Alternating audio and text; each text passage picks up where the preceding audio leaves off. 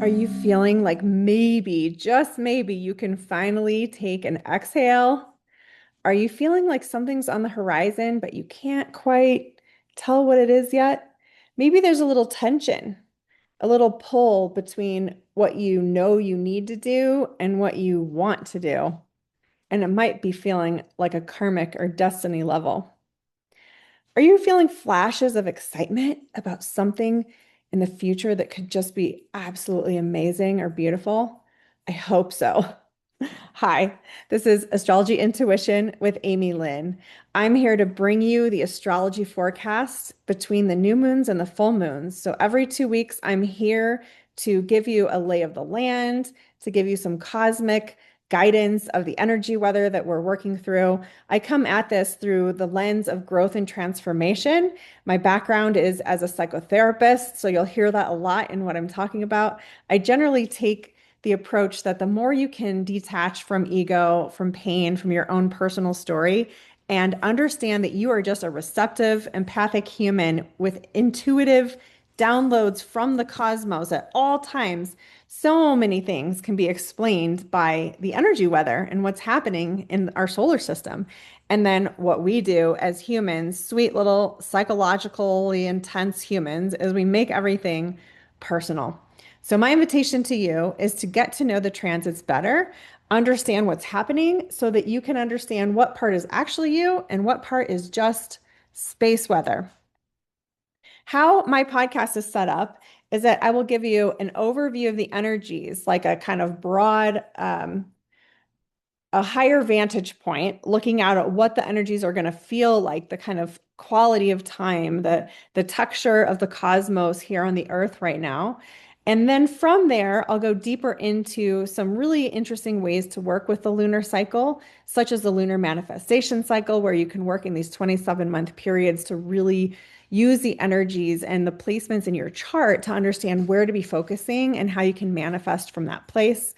Then I will walk you through the chart hotspots. So, this part of the podcast will be when you actually have your birth chart, and you can look at where, by degree and zodiac placement, these transits, these aspects are happening to your chart. And then at the very end, I'll go through the timeline, the week by week, day by day, biggest energies, kind of focusing on um, the timing. So there's like a feel of the energy, there's a where it's working with you personally, and then there's a when.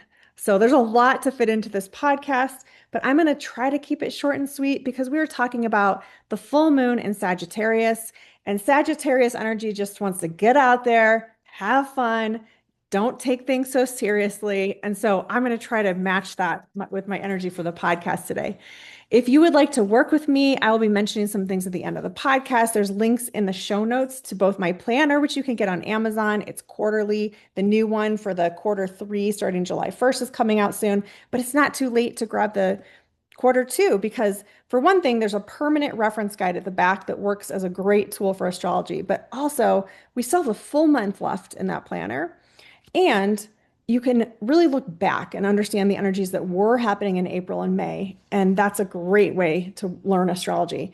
And honestly, what June is all about is kind of integrating the intensity. We've had so much intensity in April, especially, and in May. And now it's time to kind of look out at what just happened and what it might mean, what's shifting in us. And that's kind of the vibe of June. So I'll put some notes about in the show notes, some reading information with me as well. I did want to read you the page. So in my planner, I always have a monthly page ahead of each month, just giving you the overview of the month. And because this full moon is happening just by chance on the very last day of May, May 31st, 2026, it gives us this like end of the month punctuation. And now we have the new month. So usually in the podcast, I'm just talking about 2 weeks, but because we're just at the timing of the end of the month, I'm going to give you my little June preview that's from the planner. And it's good. I'm looking forward to June. So I want to share this whole month with you. The end does get there's a little more going on at the end of June, but especially the beginning, the middle of June, we're going to be in a really good place personally. So June unfolds in two distinct movements. It's like a breath out and then a breath in. Make them both intentional. The first half of the month carries a quiet, steady momentum. Many of the insights and awakenings from earlier in the year, which was so much, they're still kind of trickling in. These begin finding form. There's a growing sense that life is organizing itself around what is becoming true, a deeper truth in you. This is a steadier chapter, one that supports manifestation in grounded, meaningful ways. Let yourself feel the satisfaction here. There is space for joy. Take time to enjoy early summer. Actually, the title of June in my planner is Joy is part of the story too. The energy does begin to shift. I'm going to get into that in the next podcast episode, more specifically when we have the new moon in Gemini on June 14th. But as the solstice arrives at the end of the month and the sun enters Cancer, the tone softens for just a moment, deepening, then attention turns towards security and nourishment. Intuition picks up. The first quarter moon on June 21st, at the very beginning of Libra, reactivates that Aries 0 degree point that every astrologer has been talking about nonstop all year. That goes back to the Saturn-Neptune conjunction that happened there on February 20th that we're still sorting out. We're going to be pulled back into inertia from eclipse season. That's really starting to happen even now, a little bit with a squaring of the nodes that's going on. We'll get into that in a second. Stay close to your body. You know how to regulate, how to soften, how to return to center. Let's get into something really specific and interesting and I think pretty exciting about this particular full moon. I'm actually going to share my screen with you and pull up. I actually took the time to make graphics so that you can see and follow along what we have going on here. So here's the chart of the full moon. This is pulled to where I am in Colorado. So the rising line is going to look different based on where you are. But I've called out here where the moon is in Sagittarius, 9 degrees, 56 minutes, where the sun is in Gemini. Look at you just hanging out with Uranus down here. So one thing, and this doesn't show in the chart, I don't have the fixed stars pulled in, but the moon in Sagittarius is exactly conjunct the fixed star Antares. And I want to tell you about Antares because you might not know. Antares is one of the royal stars. It's a fixed star. It takes about a human lifetime to move through one sign. So it's a rare thing that they move zodiac signs. Antares is known as the Watcher of the West. So there's four royal stars, and each has a direction that it's sort of responsible for holding the energy there. And Antares, as the guardian of the West, has to do with the horizon line, where we're going, setting out on the path, even kind of sunset energy. It also shows you a feeling of looking back at the road that you've already traveled and realizing you're stronger than you think. I find that fascinating, given that we're almost everybody I know had big, big, big stuff happen in April, and then kind of shakeouts of that happening in May. And it probably is something you can look back in that same Antares way and see, oh, yeah, I got through that. Like I got through that. That's the kind of exhale we're talking about in the beginning of June. And it's not because this has been easy, but it's because you've kept going. So there's something this full moon that's about keep going, keep your light, keep your focus, keep your motivation, keep going. You've adapted, you've learned, you've kept your heart engaged even through the hard parts. Antares reminds us that wisdom isn't found at the beginning of the journey. It's found by continuing the journey. You know, speaking of continuing the journey, last time I recorded this podcast, it was the day of my oldest son's graduation, and I shared that with you. What I didn't tell you is that he's a double Sagittarius, and this full moon is happening exact his sun and his moon in his chart, and it's just this awesome moment of full moon completion, of looking out the horizon of where you're going, looking back at where you've come from, kind of exhaling after the hard work. So that's just kind of a sweet, you know, two weeks, like he graduated on the new moon in Taurus, and then now 2 weeks later, he's actually leaving for an international trip for the first time alone with his friends. It's going to be amazing.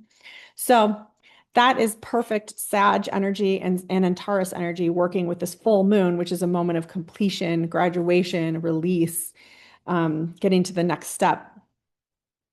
So I want to talk about the symbolism of the West, since Antares is the guardian of the West or the watcher of the West. In addition to sunset energy, it also can be endings, maturity, harvest would be another one. Wisdom gained through experience. So not like intelligence, but like wisdom. And it's a place where the hero returns from the journey. So if you take the hero's journey kind of archetypal cycle, this is where the hero returns. The East is where things begin. The West is where we discover if the journey meant anything. And there's something really Sagittarian about that. Antares is not asking, can you begin? It's asking, can you keep going? And where do you want to go? Can you stay devoted? Can you stay motivated?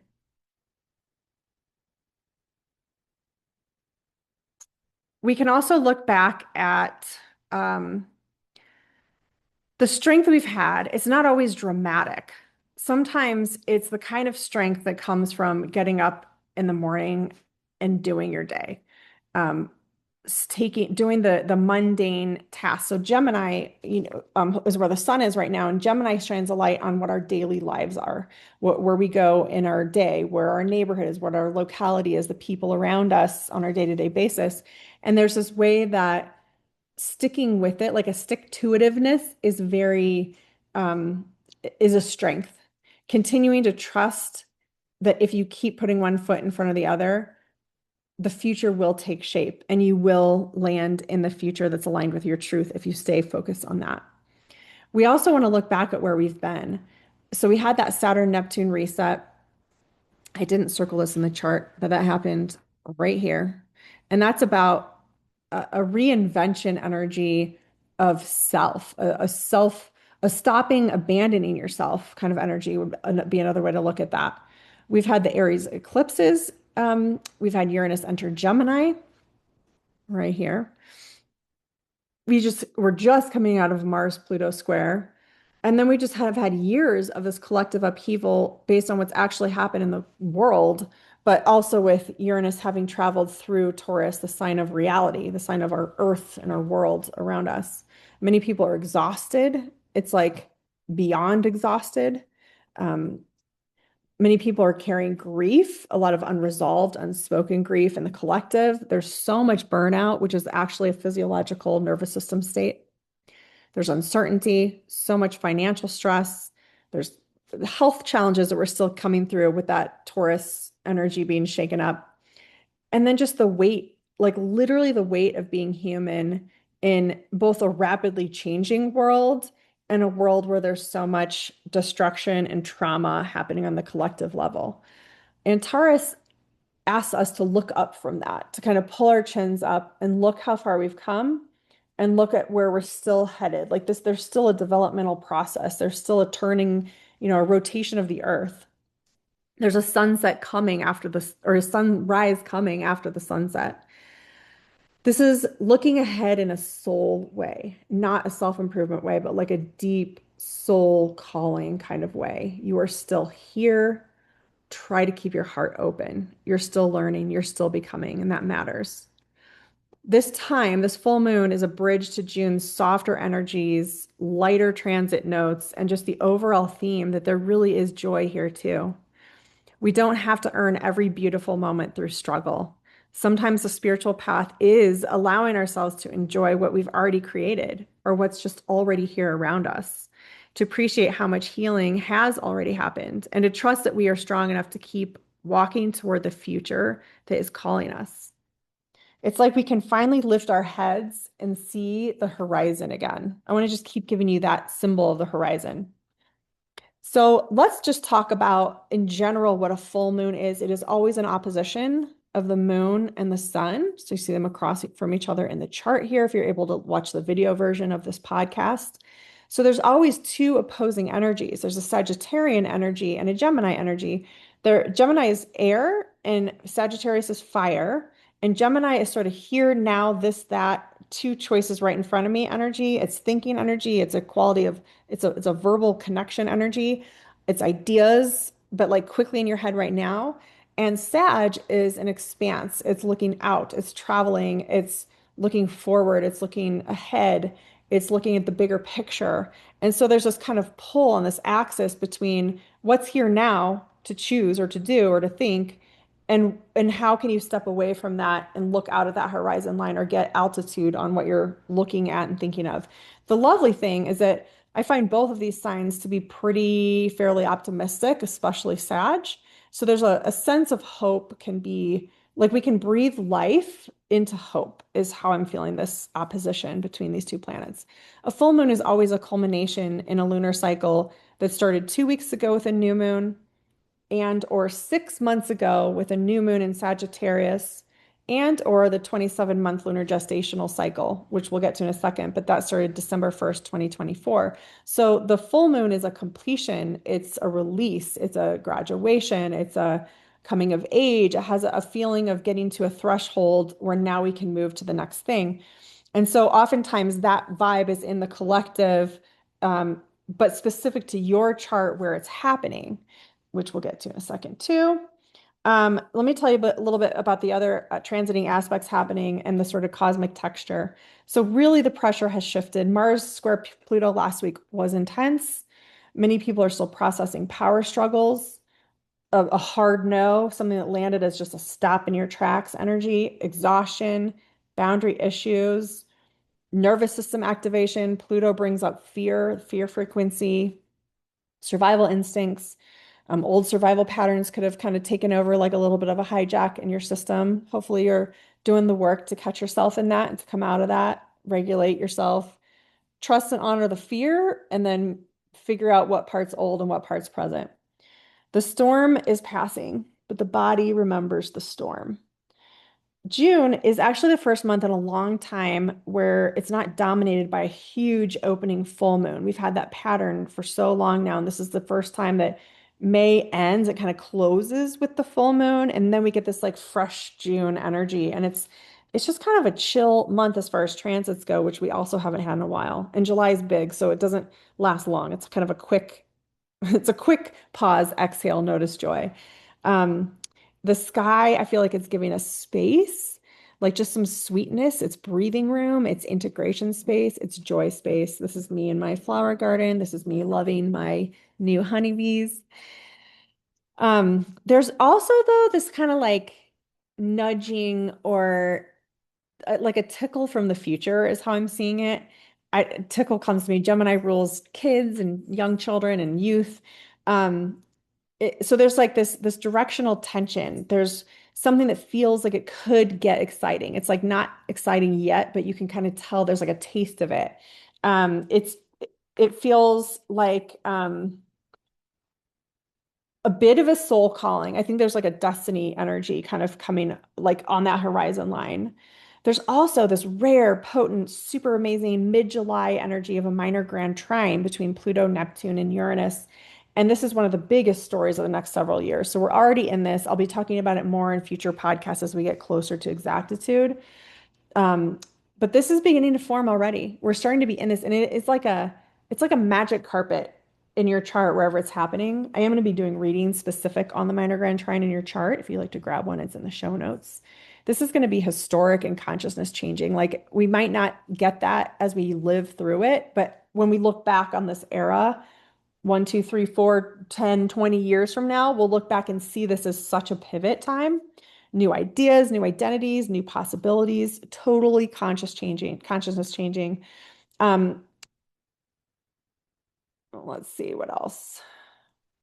So another thing that happens that we're going to start to pick up on is the Mercury retrograde that's coming. It's not here yet, but we do start to feel the slowdown. As soon as Mercury hits its shadow point, which is going to happen on June 12th, just so at the tail end of this 2 week period of time that I'm covering here, that's when things kind of really like you want to use the time for joy, but also use it to make some moves a little bit, like some soft moves, because it's going to be a little harder and clunkier once we start to get to that shadow period. Um, I want to say there's also the nodes are involved here. Uranus is squaring the nodes, which is a pretty big deal. The south and the north node. Actually, I forgot I like put all these words on here. Look at me. I made a second slide. Here I'm showing you the places in the chart. But the reason I wanted to bring this up is to show you here is where the North Node is. So the nodes move backwards. The North Node is slowly moving out of Pisces. Later in the summer, it will actually move into Aquarius. And so as that's happening in the early degrees of Pisces and the South Node's in the early degrees of Virgo, we're having a grand cross. We're having squares between Uranus and somewhat it's like not tightly in orbit. I can just feel it, the pressure here with this full moon kind of coming into play across those early mutable degrees. So let's get your charts out and talk about where exactly to find this and how to work with these energies, like which kind of theme of energy is where. It's a very mutable time. So if you have energies in Gemini, Virgo, Sag, and Pisces, especially early degrees, let's just call it 0 to 13 for this kind of broad, quick overview of the chart. Anything in the first decan of the mutable signs, this is very personally working with you. So the 7 to 13 degree chunk of the mutable signs, that's where there's the expansion point and that horizon line energy I'm talking about. That's where you can look out and see what's coming. And that would include the squaring energies of Virgo and Pisces. If you have anything 7 to 13 degrees of Virgo or Pisces, that's being squared by this full moon energy. So that's very much checking in with you like a choice point, like a make a move here kind of energy. Whoops. There's also new perspective and downloads coming in that same area of your chart because of the sun working in that Gemini space, having just had its conjunction with Uranus recently and like kind of cracking us open to awakening new consciousness. We have a very lovely sweet spot coming. It's like not in this 2 week period of time, but like get ready for it. It's coming.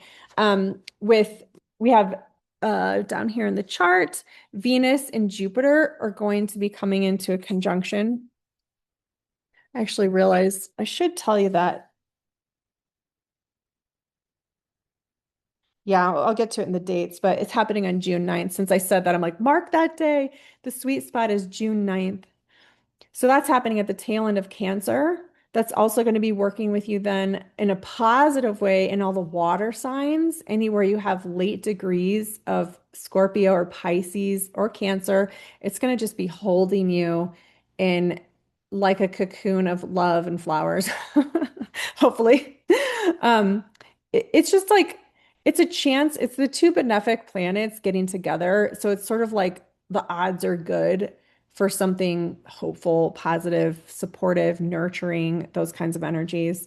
And if it's squaring or opposing something in any of the cardinal signs for you, the late degrees of Cancer, Libra, Capricorn, Aries, it's going to be asking you to really check in, especially because Chiron is at the tail end of Aries. There's like a checking in with your wound. Are you letting your core wound keep you from pleasure and joy? Are you letting your kind of self-absorption in your healing process keep you from pleasure and joy? Are you working like there's this like kind of old energy that's old paradigm that's dying out where we're like working so hard on our stuff. Like we're working hard to heal the self instead of just enjoying exactly like accepting and enjoying who we are, how we are, where we are. And that's the energy that the cosmos wants you to be working with and feeling right now. And really, going back to the mutable, this kind of grand cross mutable energy and those early degrees, this is your wake up call. It's like time to wake up and grow and shift and almost like lifting up and like the image I get is like someone just like you're like we're all in a little dollhouse or something, and someone just reaches in and picks us up where we are and plops us down in another place. Like it's kind of that kind of energy. Um, and it's squaring the nodes. So anytime there's any squaring of the nodes or just nodal activation happening in the cosmos, I always guide you to look back at your own North Node, which I'm happy to do a reading for you to help you understand that deeper. I love working with North Node energies because it's really your soul's path and guidance of what you've like the calling that's here, that's in your bones, like that kind of energy. I want to get to the dates so you can understand the when of this storyline. So today, May 31st, early this morning, was the full moon in Sagittarius, 9 degrees, 55 minutes. And then at 6:32 p.m., Mercury in Gemini will sextile Chiron in Aries. This is again connecting back to that sort of, so I didn't really say this all the way, but Chiron in Aries has really been helping us focus since 2018 on self-responsibility for our own healing, getting our nervous system adjusted, being able to not react, to respond and not react, to understand ourself so that we're not blaming other people. Like that's kind of been the energy of Chiron moving through Aries. But at the tail end, what we get is the places that we've been maybe over focused on our own healing. Maybe we've set boundaries that are too firm. Like I think a lot about this era, there's been a lot of family estrangement and people setting boundaries in really extreme ways. And I think that there's going to be some softening of that and some healing that comes from that as the people who really needed to put a really strong protective shell around their boundaries and kind of do the healing inside, they can kind of come out of that timeline and actually reconnect. And that's going to be part of Chiron moving into Taurus, which is happening soon, is that um, the healing is actually in connection. The healing is in how are you resourced by where you are, who you're with, and how do you sustain yourself on your path. It's not like self energy is like it doesn't have like a place to go or like aware that it exists. And that's what's going to be the Chiron in Taurus energy. Anyhow, June 1st, so we start the month immediately, 5:55 a.m. with Mercury moving into Cancer. There is like a reparenting energy here in the healing way of looking at this transit that I feel like revisiting, there's almost like a forgiving energy toward childhood roots and ways that we may be kind of maturing through our healing process. Again, with this kind of Chiron finishing out Aries and moving into Taurus energy, there's like a maturing happening. And I think there's going to be like what's the word? Like a reclamation of the roots that might feel surprising to you because it's going to be a little different than I think how we've been connecting to our family of origins and the pain that we have from childhood. There's also this sort of like um, Mercury helps you understand what the pain from childhood is that you've been hanging on to, that you've been too either tribal or self-contained around. On June 3rd at 3:44 a.m., Mercury will trine the North Node. So this is going to give us more, this is happening at 3 degrees, just about. And that's going to give us more of an understanding of the kind of choice point energy of this sort of destiny karmic directional quality or this pull that feels like it's deeper in us. It's like lifetimes of energy kind of pushing us towards something. That same day, June 3rd at 6:18 p.m., Mercury is going to square Neptune, which just makes that whole thing a little bit more confusing, but maybe a little more spiritually aligned or like you might be able to read the energies more clearly because of Neptune being connected to Mercury there. But for a lot of people, that just comes off as anxiety and confusion. So it can kind of go in that direction. There's just shifting on June 3rd that could, like, it's a day to be grounded and aware of yourself and not make too many stories about things that feel anxiety producing because there's a lot of anxiety that day in the collective and it's not you.